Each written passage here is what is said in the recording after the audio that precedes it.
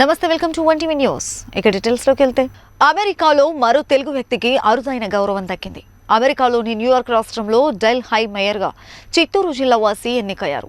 జిల్లాలోని బుచ్చినాయుడు కండ్రిగకు చెందిన ఎన్ఆర్ఐ సముద్రాల బాబురావు తనయుడు సుధీర్ ఈ అత్యున్నత పదవికి ఎన్నికయ్యారు. ఈ మేరకు ఆదివారం ప్రమాణ స్వీకారోత్సవ కార్యక్రమం ఘనంగా జరిగింది. ఈ సందర్భంగా సుధీర్ భగవద్గీతపై ప్రమాణం చేసి బాధ్యతలను స్వీకరించారు. ప్రపంచ ఈ-కామర్స్ దిగ్గజం కంపెనీ అలీబాబా గ్రూప్ పై చైనా రెగ్యులేటరీ సంస్థలు కొరడా జులిపించాయి. దేశీయ మార్కెట్లో తన వ్యాపారానికి ఎదురు లేకుండా చేసేందుకు గాను యాంటీ కాంపిటేటివ్ ఎత్తుగడలకు అలీబాబా పాల్పడిందని పేర్కొంటూ ఏకంగా $280 కోట్ల దాదాపు 21 కోట్ల రూపాయల జరిమానాను విధించినట్లు రెగ్యులేటరీ సంస్థలు తెలిపాయి. గత ఏడాది క్రిస్మస్ సందర్భంగా చైనా జాక్ మా సారథ్యంలో గ్రూప్ గుత్తాధిపత్య ధోరణులను పాల్పడినట్లు తమ విచారణలో తేలడంతో చైనా ఏకఛత్రాధిపత్య నిరోధ చట్ట నిబంధనలకు లోబడి భారీ జరిమానాను విధించినట్లు China State Administration for Market Regulation వెల్లడించింది. అరుణ గ్రహం మీద బుల్లి హెలికాప్టర్ ఇవాళ ఎగరలేదు. ఇటీవల మార్స్ ఉపరితలం మీదకు అడుగుపెట్టిన ఇన్జెన్యూటీ హెలికాప్టర్ను ప్రణాళిక ప్రకారం ఇవాళ ఎగిరేలా చేయాలని అమెరికా అంతరిక్ష పరిశోధన సంస్థ నాసా భావించింది. అయితే తాత్కాలికంగా ఈ ప్రయోగాన్ని వాయిదా వేస్తున్నట్లు నాసా ప్రకటించింది. సిస్టంలో ఏర్పడిన సాంకేతిక లోపాల కారణాలతో నిలిచిపోయినట్లు తెలిపింది. కాగా శుక్రవారం తలపెట్టిన రోటర్ల హై స్పీడ్ స్పిన్ పరీక్షలో watch dog timer command sequence ప్రారంభంలోనే ముగిసిందని తెలిపింది. స్పిన్ పరీక్షలో watch dog timer command sequence ప్రారంభంలోనే ముగిసిందని తెలిపింది నాసా. దీంతో ప్రయోగాన్ని ఈ నెల 14కు వాయిదా వేస్తున్నట్లు ప్రకటించింది. ప్రపంచానికి కరోనా వైరస్ ను పరిచయం చేసి తాను మాత్రం సేఫ్ గా ఉండిపోయిన చైనా దేశంలో అంతర్గత రహస్యాలు ఇప్పుడు ఒక్కొక్కటి బయటకు వస్తున్నాయి. అసలు కరోనా వైరస్ పుట్టుకకు కారణమేంటన్నది ఇప్పటికీ తేలకపోగా చైనా జరిపిన జీవరసాయన ప్రయోగాలే కరోనా వైరస్ పుట్టుకకు కారణమా, లేక ఏదైనా జంతువులు క్షీరదాల ద్వారా కరోనా వైరస్ ఉద్భవించిందా అన్నది ఇంకా తేలలేదు. అయితే కరోనా వైరస్ గుర్తించిన వెంటనే అది ప్రారంభమైన వుహాన్ నగరంతో పాటు వైరస్ విస్తరణకు అవకాశం ఉన్న ఏరియాలను లాక్డౌన్ చేసింది డ్రాగన్ దేశం. ఈ క్రమంలోనే కరోనా వైరస్ అంతానికి వ్యాక్సిన్ను కనుగొన్నామని చైనా చాటుకుంటుంది. కానీ దాదాపు ఏడాది తర్వాత చైనా దేశం తయారు చేసిన కరోనా వ్యాక్సిన్ వట్టి డొల్లేనని ఆ దేశానికి చెందిన సెంటర్ ఫర్ డిసీజ్ కంట్రోల్ వెల్లడించింది. దాంతో చైనా దేశంలో జరిగేది ఒకటి, బయట ప్రపంచానికి తెలిసేది మరొకటని మరోసారి ప్రూవ్ అయింది. తాజాగా ఇండియాలో 1,68,912 కొత్త కరోనా పాజిటివ్ కేసులు నిర్ధారణ అయ్యాయి. ఈ విషయాన్ని భారత వైద్య ఆరోగ్య శాఖ సోమవారం నాడు వెల్లడించింది. తాజాగా విడుదలైన కరోనా బులెటిన్ ప్రకారం దేశవ్యాప్తంగా గడిచిన 24 గంటల్లో 1,68,912 మంది కరోనా బారిన పడ్డారు. ఇదే సమయంలో 75,086 మంది బాధితులు కరోనా నుంచి కోలుకున్నారు. కాగా కరోనా ప్రభావంతో దేశవ్యాప్తంగా 24 గంటల్లో 904 మంది ప్రాణాలు కోల్పోయారు. ప్రస్తుత దేశంలో 12,01,009 యాక్టివ్ కేసులున్నాయి. గుంటూరు జిల్లా బాపట్ల ముస్లిం ఐక్యవేదిక ఆధ్వర్యంలో ఏపీ శాసనసభ ఉప సభాపతి కోన రఘుపతికి ఆత్మీయ సన్మాన సభ జరిగింది. బాపట్ల ఎంఎస్ఆర్ కళ్యాణ మండపంలో జరిగిన ఈ కార్యక్రమంలో వైసీపీ పట్టణ అధ్యక్షులు నరాల శెట్టి ప్రకాశ్రావు, బాషా పాఠాన్, రాజేష్, అబ్బల్ జానీ, అంజుమన్, మత పెద్దలు, రఫీ తదితరులు పాల్గొన్నారు. ముస్లింల కోసం వైసీపీ ఎంతో పాటుపడుతుందని కోన అన్నారు. ఈ జిల్లాలో 3 మున్సిపాలిటీలకు ముస్లింలను చైర్మన్లుగా చేసిన ఘనత సీఎం జగన్మోహన్ రెడ్డికి దక్కుతుందన్నారు. కర్నూలు జిల్లా ఎమ్మిగనూరు పట్టణంలోని 6వ వార్డులో municipal chairman doctor Raghu, commissioner M Krishna, 6వ వార్డు కౌన్సిలర్ శివప్రసాద్లు పర్యటించారు. ఇందులో భాగంగా 6వ వార్డులో ఇంటింటికి తిరుగుతూ ప్రజల సమస్యలను అడిగి తెలుసుకున్నారు. ప్రధానంగా డ్రైనేజ్ సమస్యలు ఉన్నట్లు ప్రజలు వారికి తెలియజేశారు. ఈ నేపథ్యంలో చైర్మన్ డాక్టర్ కెఎస్ రఘు మాట్లాడుతూ వార్డులో డ్రైనేజ్ సమస్యలు ప్రధానంగా ఉన్నాయని స్థానిక శాసనసభ్యులు ఎర్రకోట చెన్నకేశవరెడ్డి, వైసీపీ సీనియర్ నాయకులు ఎర్రకోట జగన్మోహన్ రెడ్డి దృష్టికి తీసుకువెళ్లి సమస్యలను పరిష్కరించే దిశగా కృషి చేస్తారని, క్లీన్ ఎమ్మిగనూరు మున్సిపాలిటీ అనే నినాదంతో ముందుకు వెళ్దామన్నారు. ఇదే నేపథ్యంలో municipal commissioner M Krishna vaccination పై ప్రజలకు అవగాహన కల్పించారు. 40 సంవత్సరాలు పైబడిన ప్రతి ఒక్కరూ కోవాక్సినేషన్ వేయించుకోవాలని ప్రజలకు సూచించారు. వ్యాక్సిన్ వేయించుకోవడం వల్ల కరోనా మహమ్మారిని తరిమికొట్టడం సాధ్యపడుతుందన్నారు. పట్టణంలో దాదాపు 15,000 వరకు 40 సంవత్సరాలు పైబడిన వారు ఉన్నారని, ఇప్పటి వరకు 4,000 వ్యాక్సిన్లు వేయడం జరిగిందన్నారు. అపోహలు వీడి స్వచ్ఛందంగా కరోనా వ్యాక్సిన్ వేయించుకోవాలని ఈ సందర్భంగా పేర్కొన్నారు. ఈ కార్యక్రమంలో 6వ వార్డు కౌన్సిలర్ శివప్రసాద్, సచివాలయ సిబ్బంది, వార్డు వాలంటీర్లు తదితరులు పాల్గొన్నారు. మున్సిపాలిటీ 6వ వార్డులో మన మార్నింగ్ రౌండ్స్ జరగడం జరిగింది. మెయిన్ మా దృష్టికి వచ్చిందంతా వచ్చేసి శానిటేషన్ ప్రాబ్లమ్స్ ఎక్కువ ఉన్నాయి. దీంట్లో వచ్చి మనం శానిటేషన్ గురించి మేము ప్లానింగ్ చేసుకుంటున్నాం. మన 15th ఫైనాన్స్లో వచ్చేసి శానిటేషన్ గురించి ఎక్కువ కాన్సన్ట్రేట్ చేయమని చెప్తున్నారు. శానిటేషన్ ప్రాబ్లమ్స్ని మనం ఎక్కువ కాన్సన్ట్రేట్ చేద్దామని ఆలోచన చేస్తూ మన మున్సిపల్ కమిషనర్ గారు, నేను, మన వార్డ్ కౌన్సిలర్ గారు అట్లే వచ్చేసి జనాల దృష్టికి తీసుకెళ్ళేసి వాళ్ళు ఏమేమి అడుగుతున్నారో మేమంతా విని దాని గురించి మేము పరిష్కారం తేవాలని ఒక ప్రయత్నం చేస్తున్నాం. ఇక్కడంతా మన శానిటేషన్ ప్రాబ్లం అడుగుతున్నారు, కాలువల గురించినే. అంతా వచ్చేసి వాటర్ అంతా అక్యుములేట్ అయ్యి సిల్ట్ అంతా అక్యుములేట్ అయింది. దానికి కావాల్సిన అవసరమైన స్టెప్స్ అన్ని తీసుకొని మన శానిటేషన్ ఇంజనీర్కి చెప్పినాం సిల్ట్ అంతా క్లియర్ చేయమని. అట్లే వచ్చేసి మధ్యగా మళ్ళీ ఇది కాలువలు ఎక్కడెక్కడ ఏమేమి ప్రాబ్లమ్స్ ఉన్నాయో దాని గురించి ప్లానింగ్ చేసుకొని మనం చేద్దామని అనుకుంటున్నాం. 6వ వార్డులో చైర్పర్సన్ గారు అలాగే వార్డు మెంబర్ ద్వారా వార్డు అంతా కూడా కలియడం జరిగింది. సార్ చెప్పినట్లుగా శానిటేషన్ సంబంధించి అన్ని చర్యలు తీసుకుంటామని భవిష్యత్తులో, అలాగే దానికి సంబంధించిన నిధుల లభ్యతను బట్టి ఏ పని ఎప్పుడు చేయాలా అనే ప్రణాళిక సిద్ధం చేసుకుని ముందుకెళ్తాము. దాంతోపాటు కరోనా సెకండ్ వేవ్ అనేది స్టార్ట్ అయింది కాబట్టి భారతదేశము అలాగే ప్రధానమంత్రి గారు అలాగే రాష్ట్ర ముఖ్యమంత్రి గారు ఖచ్చితంగా ప్రతి ఒక్కరు కూడా 40 దాటిన వాళ్ళను కూడా టీకా తీసుకొని చెప్తున్నారు. కాబట్టి ఈ టీకా తీసుకొని మనిషిలో రోగ నిరోధక శక్తిని పెంచుకోవాల్సిందిగా తెలియజేస్తున్నాము. ఎందుకంటే కరోనా టీకా వేసుకునే రాదానే కొంతమంది చాలా మంది అడుగుతున్నారు. మనకి ఏంటంటే మనం ఏదో ఒక వెహికల్ లో పోయినప్పుడు హెల్మెట్ పెట్టుకుని బయలుదేరుతాము. మోటార్ బైక్ పోయినప్పుడు ప్రమాదం జరుగుతుందా లేదనేది తర్వాత ఇష్యూ. కాబట్టి మనం రక్షణ తీసుకోవాలంటే వ్యాక్సిన్ కూడా అదే తీసుకోవాల్సి ఉంటుంది. కాబట్టి ప్రతి ఒక్కరు కూడా గవర్నమెంట్ ఇచ్చేటువంటి ఉచిత వ్యాక్సిన్ ఎవరు కూడా డబ్బులు పెట్టాల్సిన అవసరం లేదు. కాబట్టి మన సెంటర్లలో ఎక్కడైతే సచివాలయాలు ఉన్నాయో ఆ సచివాలయంలో ఖచ్చితంగా వ్యాక్సిన్ అనేది ఇస్తూ కార్యక్రమం జరుగుతూ ఉంది. దానికి సంబంధించి మనకి ఇప్పుడు దాకా దాదాపు 45 పైబడిన సంబంధించిన వాళ్ళని 12,000 మందిని అనే లెక్కలు చెప్తున్నాయి. కానీ మా అంచనా ప్రకారం 15,000 మంది ఉన్నారు. 15,000 మందిలో ఇప్పుడు దాకా దాదాపు 7,000 మందికి మేము వ్యాక్సిన్ ఇవ్వడం జరిగింది. ఇంకా 7,000 మంది ఈ రాబోయే 4 రోజుల్లో కానీ లేదంటే 10 రోజుల్లో కానీ ఖచ్చితంగా విధిగా ఒక బాధ్యతగా కరోనా వ్యాక్సిన్ తీసుకుని వాళ్ళని వాళ్ళ కుటుంబాన్ని అలాగే మన ఎమ్మెల్యే పట్టణాన్ని కూడా రక్షించాలి, కరోనా నుండి రక్షించాలిగా కోరుకుంటున్నాం. శ్రీశైల దేవస్థానంలో ఉగాది మహోత్సవాల సందర్భంగా 2వ రోజైన ఆదివారం శ్రీ స్వామి అమ్మవార్లకు ప్రత్యేక పూజలు నిర్వహించారు. ఉదయం 8 గంటల నుండి స్వామివారి యాగశాలలో చండీశ్వర పూజ, మండపారాధనలు, లోక కళ్యాణం కోసం జపానుష్ఠానాలు, రుద్రహోమం నిర్వహించారు. అదేవిధంగా ఉదయం 9 గంటల నుండి అమ్మవారి యాగశాలలో చండీ హోమం నిర్వహించారు. ఉత్సవంలో భాగంగా అమ్మవారికి విశేష కుంకుమార్చనలు, నవవార్చనలు చేయడం జరిగింది. కాగా సాయంత్రం 5:30 సాయంకాల పూజలు, జపానుష్ఠానములు నిర్వహించారు. ఈ ఉత్సవాలలో భాగంగానే స్వామి అమ్మవార్లకు కైలాస వాహన సేవ జరిపించారు. ఈ సేవలు శ్రీ స్వామి అమ్మవార్ల ఉత్సవమూర్తులను కైలాస వాహన సేవపై వేంచేయించి విశేషంగా అలంకార మండపంలో పూజాధికారులు నిర్వహించారు. తరువాత గ్రామోత్సవం నిర్వహించారు. కైలాస వాహనంపై అధిరోహించిన స్వామి అమ్మవార్లను దర్శించడం వలన కోరిన కోరికలు నెరవేరుతాయని, సకల శుభాలు కలుగుతాయని చెప్పబడుతోంది. మహాదుర్గ అలంకారం ఉత్సవాలలో భాగంగా ఆదివారం శ్రీ అమ్మవారి ఉత్సవమూర్తికి మహాదుర్గ అలంకారం గ్రామోత్సవం నిర్వహించారు. అష్టభుజాలు గల ఈ దేవి శంఖం, చక్రం, గద, పద్మం, త్రిశూలం, ఖడ్గం మొదలైన వాటిని ఎదిరించి దర్శనమిచ్చారు. గ్రామోత్సవంలో కోలాటం, చెక్కభజన, జానపద పగటి వేషాల ప్రదర్శన, కేరళ కథకళి, బుట్టబొమ్మలు, గోరవ నృత్యం, తప్పెట చిందు, కర్ణాటక జామ్, వీరగాని, కొమ్ము వాయిద్యం, జానపదడవోలు, నందికోలు సేవ, కంచుడోలు మొదలైన కార్యక్రమాలను ఏర్పాటు చేయడం జరిగింది. ఈ కార్యక్రమంలో కార్యనిర్వాహక కెఎస్ రామారావు, అధికారులు, అర్చకులు, వేద పండితులు, భక్తులు, సిబ్బంది తదితరులు పాల్గొన్నారు.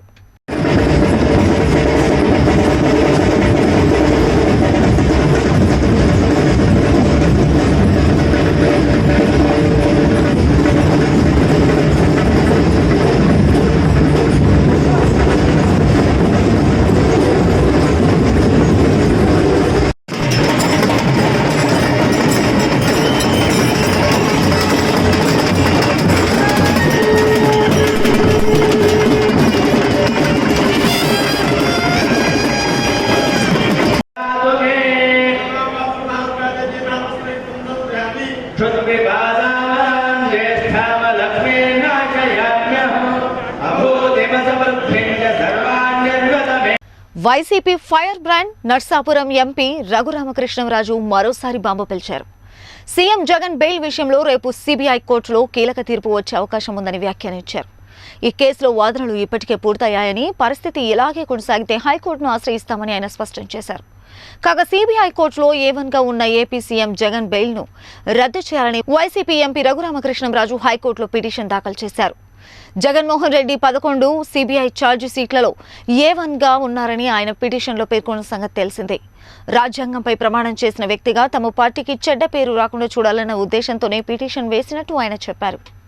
ముందుగా ఎక్స్పెక్ట్ చేసినట్టు హైకోర్టు మాదిరిగా సిబిఐ కోర్టుకి సోమవారం సెలవు లేదు, అన్ని దినమే. సో కాబట్టి సోమవారం నాడు తప్పనిసరిగా ఆ certified copy of the earlier bail sanctioned copy ఇస్తారని ఆశిస్తున్నాను. నిన్ననే నేను ఒక లేఖ కూడా రాయటం జరిగింది. ఏమిటంటే public prosecutor is he working for the accused or is he working for the agency or at the instance of agency ఆయన I would like to argue అని చెప్పి అన్నారా అనేది రేపు తెలిసిపోతుంది. ఉగాది పండుగకు కర్ణాటక రాష్ట్రం నుంచి శ్రీశైలంకు భక్తులు ఎక్కువగా వెళ్తుంటారు. కర్ణాటక రాష్ట్రం నుంచి భక్తులు పెద్ద సంఖ్యలో కాలినడకతో పాటు వాహనాల్లో కూడా వెళ్తుంటారు. వీరికి కర్నూలు సమీపంలోని వంకాయపల్లె వద్ద జంగమ మహేశ్వర సంక్షేమ సంఘం వారు అన్నదాన కార్యక్రమం ఏర్పాటు చేశారు. ప్రతి సంవత్సరం కన్నడ భక్తులకు రహదారి వెంట అన్నదాన కార్యక్రమాలు ఏర్పాటు చేసి భక్తిని చాటుకుంటారు. ఈరోజు జంగమ మహేశ్వర సంక్షేమ సంఘం తరఫున రోజు అన్నదాన కార్యక్రమం జరుగుతున్నది. ఈరోజు కర్ణాటక నుంచి భక్తులు చాలా అతి వచ్చారు. వాళ్ళకు మేము ఈరోజు రొట్టెలు, తర్వాత వచ్చేసి వంకాయకని, తర్వాత సాంబారు వాళ్ళ భక్తులకు అన్నదాన కార్యక్రమంలో ఇవి పెట్టడం జరిగినది. అదేవిధంగా మనము ఈ సంఘం తరఫున, మా జంగమ సంఘం తరఫున చాలామంది విరాళాలు ఇచ్చారు. వారందరికీ కూడా ధన్యవాదాలు తెలుపుతున్నాము. ఇంత పెద్ద ప్రోగ్రాం జరిపినందుకు మా సంఘం తరఫున అందరికీ కృతజ్ఞతలు తెలుపుతున్నాము. అదేవిధంగా ఈ నెక్స్ట్ సంవత్సరం కూడా మరి ఇదే విధంగా జరపాలని చెప్పేసి కర్ణాటక ఉగాదికి పోయే భక్తులకు కూడా అన్నదాన కార్యక్రమం జరపాలని చెప్పేసి సంఘం అనుకుంటున్నాము.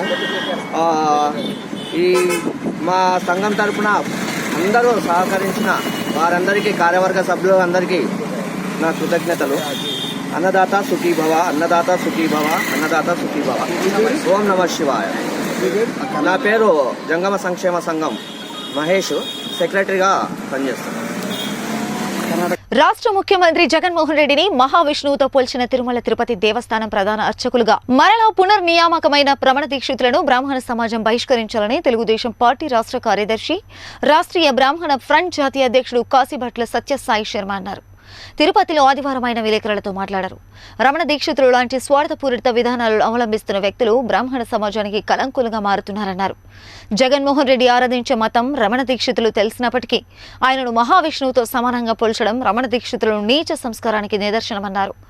భారతదేశంలో హిందూ సంప్రదాయ పద్ధతులకు అత్యంత ప్రాధాన్యత, విలువ ఇచ్చే తిరుమల తిరుపతి దేవస్థాన ప్రధాన అర్చకులుగా ఉన్నటువంటి రమణ దీక్షితులు ఇటువంటి వ్యాఖ్యలు చేయడం యావత్ హిందూ సమాజానికి సిగ్గుచేటన్నారు.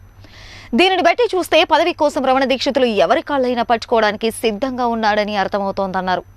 ముఖ్యమంత్రి జగన్మోహన్ రెడ్డి ముఖ్యమంత్రిగా ప్రమాణ స్వీకారం చేసిన 2 సంవత్సరాల తర్వాత రమణ దీక్షితులకు ఇప్పుడు మహావిష్ణువుగా ముఖ్యమంత్రి కనిపిస్తున్నాడా అని ఆయన హేళన చేశారు. రమణ దీక్షితులు యావత్ హిందూ సమాజానికి క్షమాపణ చెప్పాలని ఆయన డిమాండ్ చేశారు. వెంకటేశ్వర స్వామి ప్రధాన అర్చకులుగా రమణ దీక్షితులు అర్హత కోల్పోయినందున తక్షణమే ఆయన ప్రధాన అర్చకుల పదవికి రాజీనామా చేయాలని డిమాండ్ చేశారు. ప్రధాన అర్చకులుగా ఇటీవల నియమితులైనారు గౌరవ రమణ దీక్షితులు గారు. ఈయన బ్రాహ్మణ సమాజాన్ని, యావత్ ఆంధ్రప్రదేశ్లోని బ్రాహ్మణులందరినీ కూడా, బ్రాహ్మణ సమాజాన్ని అంతా కూడా తీసుకెళ్ళి ముఖ్యమంత్రి కాళ్ళ దగ్గర తాకట్టు పెట్టాడు. ఇటువంటి నీచమైన వ్యక్తిని నిజంగా బ్రాహ్మణ సమాజం బహిష్కరించాలని కోరుకుంటా ఉన్నా నేను. అసలు ఆయన మాట్లాడే విధానం ఏంటి? ఒకవేళ నీకు ముఖ్యమంత్రి గారు సహాయం చేసింటే ఆయన్ని వ్యక్తిగతంగా ఏమైనా నువ్వు స్తుతించుకో, లేదా ఇంకోటి చేసుకో. మహావిష్ణువుతో సమానంగా నువ్వు పోల్చడం అంటే తిరుమల యొక్క ప్రాశస్త్యతను దిగజార్చేటువంటి స్థాయికి దిగజారేటటువంటి ఒక నీచ్ కమేన్గా నేను మాట్లాడుతూ వస్తాను. మిస్టర్ రమణ దీక్షితులు గారు, మీరు ఒక స్థాయిలో ఉన్నావు, చాలా గౌరవాలు పొందినావు, వెంకటేశ్వర స్వామికి సమానంగా నేను అందరూ కూడా కొలిచారు భక్తితో. నువ్వు ఈరోజు ప్రవర్తించే తీరు, పదవి కోసం సిగ్గు లేక నువ్వు మాట్లాడే విధానం ఏంటి? అసలు గవర్నమెంట్ ఏం చేస్తుందో నీకు తెలుసా? మళ్ళా అర్చకులను వంశపారంపర్య హక్కులు కల్పిస్తూ తీసుకోవాలనేటువంటి జీవోను టీటీడీలో పునరుద్ధరించి అక్కడ టీటీడీలో బ్రాహ్మణుల మధ్య ఒక అగాధాన్ని, గొడవలను సృష్టిస్తూ ఉంది. అంటే బ్రాహ్మణుల మధ్య గొడవలు సృష్టించి ఒక సులగానందం అనేటువంటి పరిస్థితి ఒక ప్రభుత్వానికి కల్పించింది. అంటే ప్రభుత్వము గలాటలు పెట్టడానికి, బ్రాహ్మణుల మధ్య చిచ్చు పెట్టడానికి చేసే ప్రయత్నాలలో బ్రాహ్మణులు పావులుగా వాడుకుంటా అంటే నువ్వు వాళ్ళు మహావిష్ణువు లేకపోతే ఇంకోటి సంబోధిస్తావా? ఇంద్రుడు, చంద్రుడు, దేవేంద్రుడు నీకు అనిపిస్తున్నాడా అట్లేమన్నా? ఏ బ్రాహ్మణ సమాజం కనపడలా? ఈ రోజు కూడా బ్రాహ్మణ కార్పొరేషన్ నిర్వీర్యమై బ్రాహ్మణులకు ₹1 ఫండ్ లేక బ్రాహ్మణ కార్పొరేషన్ నిధులను అమ్మతో ఇదో అమ్మబడికి ఆ బడికి ఈ బడికి వాడుకుంటా ఉంటే ఎవడో ఒక బ్రాహ్మణుడు కూడా అధికార పక్షానికి ఏ నాయకుడు కూడా నోరు మీద మాట్లాడే పరిస్థితి లేదు. కడప జిల్లా కమలాపురంలో మదర్ తెరీసా చారిటబుల్ ట్రస్ట్ ఆధ్వర్యంలో ఆదివారం కమలాపురం ప్రభుత్వ ఆసుపత్రిలో ట్రస్ట్ అధ్యక్షుడు జూటూరు విజయ్ కుమార్ మెగా రక్తదాన శిబిరాన్ని ఏర్పాటు చేశారు. రిమ్స్ సహకారంతో ఏర్పాటు చేసిన ఈ శిబిరాన్ని కడప డీఎస్పీ సునీల్ ప్రారంభించారు. ఈ సందర్భంగా పలువురు యువకులు ఉత్సాహంగా పాల్గొని రక్తదానం చేశారు. ఈ సందర్భంగా డీఎస్పీ సునీల్ మాట్లాడుతూ కమలాపురంలో విజయ్ కుమార్ రక్తదాన శిబిరం ఏర్పాటు చేశారని రక్తదానం చేసిన యువకులను అభినందించారు. అత్యవసర సమయాల్లో రక్తం చాలా అవసరమని, అత్యవసర సమయాల్లో రక్తం అందుబాటులో ఉంటే ఒక మనిషి ప్రాణం కాపాడవచ్చన్నారు. యువకులు ఇటువంటి మంచి పనులకు ఎంత దగ్గరవుతారో సమాజంలో చెడు అంత దూరం అవుతుందని తెలిపారు. యువకులు, విద్యార్థులు ప్రతి ఒక్కరూ రక్తదానం చేసి రక్తదాన శిబిరాన్ని నడిపే వారికి వెన్నెముకలా ఉండాలని తెలిపారు. మదర్ తెరీసా ఫౌండేషన్ ఆధ్వర్యంలో కమలాపురంలో ఉన్నటువంటి యూత్ మొత్తాన్ని కూడా గ్యాదర్ చేసేసి మెగా రక్తదాన శిబిరాన్ని విజయ్ ఆధ్వర్యంలో, తర్వాత శ్రీనివాస్ ఆధ్వర్యంలో చేపట్టడం జరిగింది. కమలాపురంలో ఉన్నటువంటి యూత్ అందరికీ కూడా నేను ప్రత్యేకంగా అభినందనలు తెలియజేస్తున్నాను. ఇటువంటి అంటే అత్యవసర సమయాల్లో రక్తం అనేది ఎంత అవసరం, తర్వాత ఎమర్జెన్సీ టైంలో అంటే అవసరానికి అందుబాటులో రక్తం కనుక ఉంటే ఒక మనిషి యొక్క ప్రాణం కూడా నిలబడుతుంది ఆ టైంకి. కాబట్టి రక్తం కోసం వెతికేటటువంటి అవసరం లేకుండా ముందుగానే రక్తాన్ని సేకరించి ఆ అవసరాల్లో ఉన్నటువంటి ప్రజలందరికీ కూడా రక్తాన్ని అందించాలనేటువంటి ఉద్దేశంతో మదర్ తెరీసా చారిటబుల్ ట్రస్ట్ వాళ్ళు ఈరోజు వచ్చేసి కమలాపురంలో రక్తదాన శిబిరాన్ని నిర్వహించడం అనేది చాలా సంతోషకరమైన విషయం. తర్వాత యూత్ ఇటువంటి మంచి మంచి కార్యకలాపాలకు ఎప్పుడైతే దగ్గర అవుతూ ఉంటారో సమాజంలో చెడు కూడా అంతే దూరం అవుతూ ఉంటుంది. యూత్ అందరిని కూడా నేను ఎంకరేజ్ చేస్తాను, ఇటువంటి రక్తదాన శిబిరాల్లో పాల్గొవాలి. తర్వాత బ్లడ్ ఇవ్వడం అనేది ఆరోగ్యానికి కూడా మంచిది, బ్లడ్ రీజనరేషన్ జరగడం కూడా బాడీకి కూడా చాలా మంచిది. కాబట్టి యూత్ అంతా కూడా ఇటువంటి రక్తదాన శిబిరాల్లో పాల్గొని వీటి ఎవరైతే సర్వీస్ చేయడానికి ముందుకు వస్తున్నారో వాళ్ళందరికీ మీరందరూ కూడా బ్యాక్ బోన్గా ఉండాలని చెప్పేసి. ఛత్తీస్గఢ్ రాష్ట్రం దంతెవాడ జిల్లాలో ఆదివారం ఎన్కౌంటర్లో ఒక మావోయిస్టు మరణించాడు. ఈ ఘటనని దంతెవాడ ఎస్పీ అభిషేక్ పల్లవ్ ధృవీకరించారు. గదం జంగంపాల్ అడవుల్లో జరిగిన ఎన్కౌంటర్లో ఒక మావోయిస్టు మృతదేహాన్ని డీఆర్జీ జవాన్లు స్వాధీనం చేసుకున్నారు. కాటే కళ్యాస్ ఏరియా కమిటీకి చెందిన నక్సలైట్ వెట్టి ఉంగా అని భావిస్తున్నారు. వెట్టి ఉంగాపై ₹1,00,000 రివార్డు ఉంది. హోరాహోరీగా జరిగిన ఎదురుకాల్పుల్లో మరికొందరు నక్సలైట్లు చనిపోయి ఉంటారని పోలీసులు చెబుతున్నారు.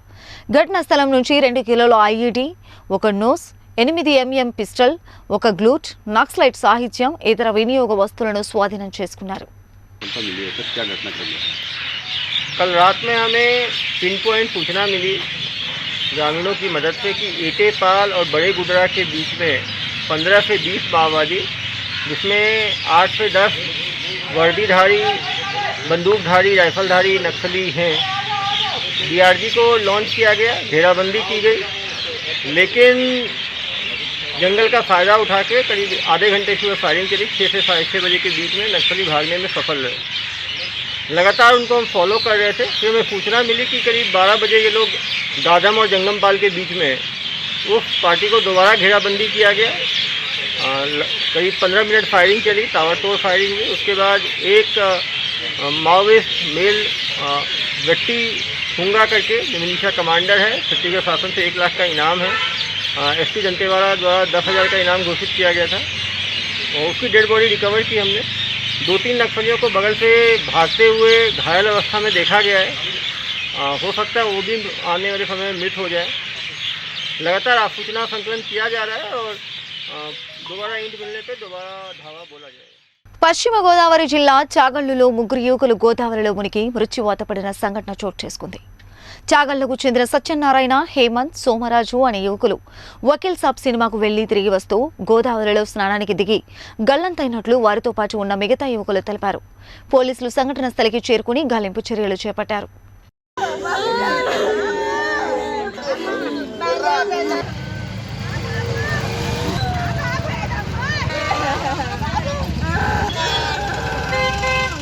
ప్రకాశం జిల్లా పెద్దారవేడు మండలం చెరువు కట్టపై 2 బైకులు ఢీకొని 20 మృతి చెందిన సంఘటన చోటు చేసుకుంది. మృతుల్లో ఒకరు దోర్నాల మండలం రామచంద్రకోట గ్రామానికి చెందిన భీమిరెడ్డిగా గుర్తించారు. మరొకరి వివరాలు తెలియాల్సి ఉంది.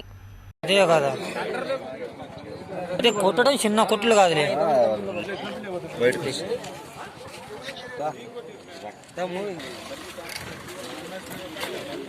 ఇవి world bulletin updates. Until then keep watching 1TV news.